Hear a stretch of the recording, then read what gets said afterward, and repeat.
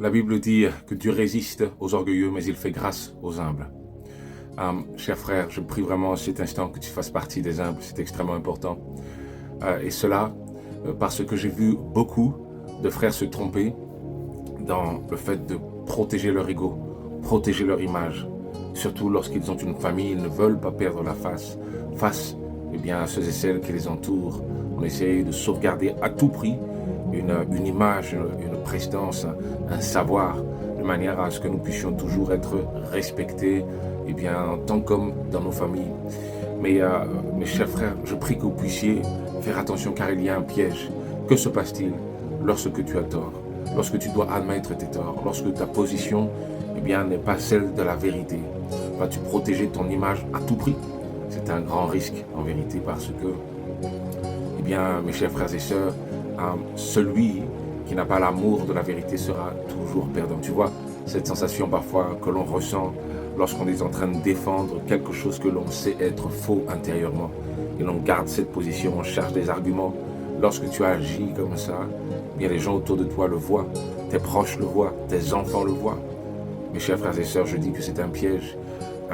La Bible nous dit que Jonas, le prophète, a persisté dans sa voie de ne pas vouloir aller à Nénive et a atterri dans le ventre du poisson. Et c'est exactement la destination de tous ceux et celles qui restent dans l'orgueil. Mes chers frères, en cet instant, je plaide avec vous que vous puissiez être de ceux qui aimez la vérité plus que vous n'aimez votre propre image. Je le dis pour toi de manière à ce que tu ne puisses pas te retrouver dans une mauvaise posture. Lorsque tu as tort, admets-le. Il y a une manière de garder sa prestance, son image, tout en admettant que l'on a tort. Tu vois, tu ne perds pas tout en vérité. Tu montres au contraire que tu es quelqu'un qui sait reconnaître la vérité. Tu es un humble du Seigneur.